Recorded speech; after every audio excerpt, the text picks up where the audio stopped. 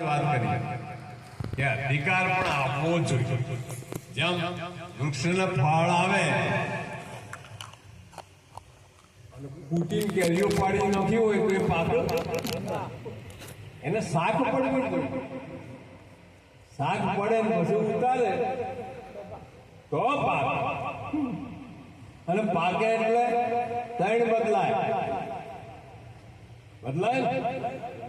હા, એક તો કડક હોય તો ઢીલી થાય, પછી લીલો કલર હોય તે પીળો થાય, અને કાચી ખાઈએ તો મીઠી હોય પણ પાકે એટલે કાચી ખાઈએ તો ખાટી હોય પણ પાકે એટલે મીઠી હોય. તણે બદલાય, નામ રૂપનું ગુણ તણે બદલાય. એટલે આવું પાકે ઉતાર્યું હોય એ ફળ હોય તો એમાં રસ આવે, પણ એમને હુડીને નીચે પાડી ગયું હોય તો એ ભળતું થાય, બીજું કાંઈ થાય. આ બીજો ને બગડ માટે વાત સાચી છે. એટલે આ જ્ઞાન છે એ જયારે ફળ આવે ત્યારે નમે, ઉપર થોડું થાય, ઊંચું થોડું થાય, એ ડાળી નીચે ને આ ઉપરથી ખબર પડે. આ સત્સંગ છે ને એ રેડીમેડ નો મોલ છે. એ રેડીમેડ ના મોલમાં કોઈ આપણે માપ આપીને તો નથી સીવડાયો તનું કઈ, પણ આપણે જઈએ તો આપણા માપનું નીકળે કે નહીં.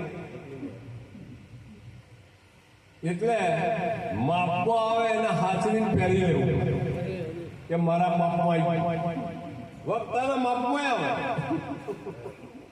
બોલતો હોય ને એના માપમાં આવે. એક નિરાત મહારાજનું ભજન બોલી મારી વાણીનો વિરામ આવું તો હવે ટાઈમ પણ થયો છે. સદગુરુ મહારાજ હરે રામ નામ તો રાખ હૃદયમાં આજકાલ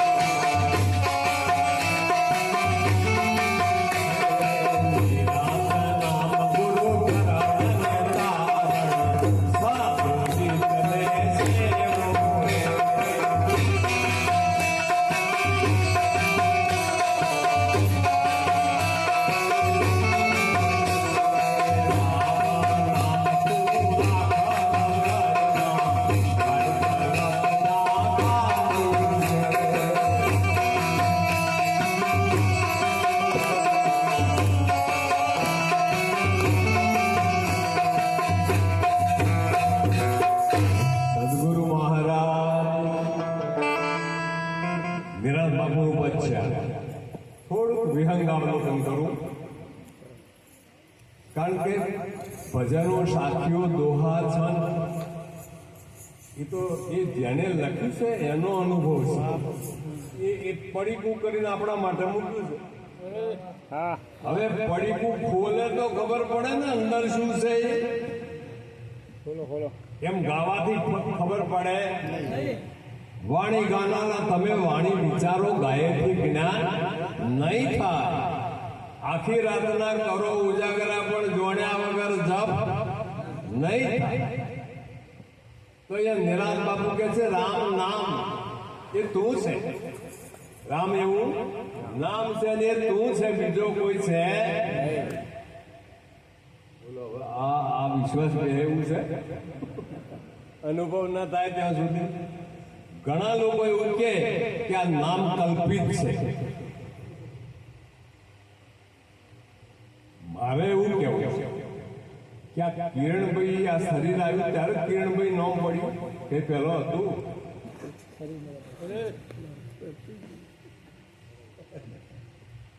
ખરું કે નહીં? આ પવનરામ મહારાજ જે આવ્યો ત્યારે નામ આવ્યું કે એના પેલા હતું.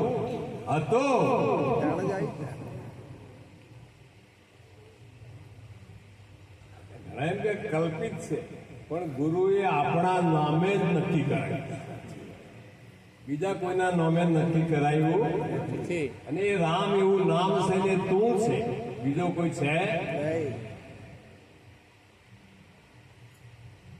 હવે ભગવાન કૃષ્ણ કહે છે કે હું અણુ અણુમાં છું, પણ અર્જુન હું મારી યોગમાયાથી ઢંકાયેલો છું.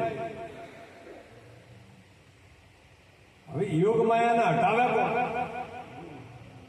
જેમ પાણી ઉપર લીલ થાય, પાણીમાંથી પેદા થઈ, હવે ત્યાં ભજન બોલીએ તો ખવાય, મંત્રો બોલીએ તો એને જાતે ખસેડનાર કોઈ જોઈએ. એ સત્ય આ દસ પ્રપંચને બાદ કરે. આ દેખાય એ માઇક નથી, અને માઇક છે આ સ્થૂળ દ્રષ્ટિથી દેખાય નહીં. હે અર્જુન, તું તારા સ્થૂળ નેત્રોથી મને નહીં જોઈ શકે. પછી દિવ્ય ચક્ષુ આવે એટલે એને લાગ્યું બહુ, જેને હું મારા સગા માનતો હતો તો 14 લોકના નાથ.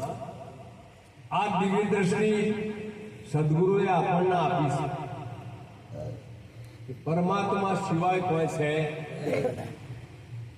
પણ દ્રષ્ટિ સ્થૂળ ઉપર જાય. હવે તમે કોઈ પણ વસ્તુનું પહેલા નામ બોલવું પડશે, પછી ઘાટ આવે. ખરું કે નહીં? છોડું ગુરુજીનું નામ, સુણજો જ્ઞાનની રે નિશાન. શેરડીમાંથી સારજ કાઢ્યો, સાકર પડ્યું નામ. એ નામ અમે તો નિશ્ચય કીધું, એ જય અમારો રામ. સુણજો જ્ઞાનની રે નિશાન. નામ જ ગંગા, નામ જ કાશી, નામ તીરથ ને ધામ. સચરાચરમાં નામ અવિચળ, થાલો ન મળે કોઈ ઠામ. સુણજો જ્ઞાનની રે. લીલાબેન નો સ્થૂળ ગાઢ આગા પાછો થયો, પણ લીલાબેન ઘાટ ઘડિયા પછી નામ રૂપ જો અંતે તો એમનું એમ હોય.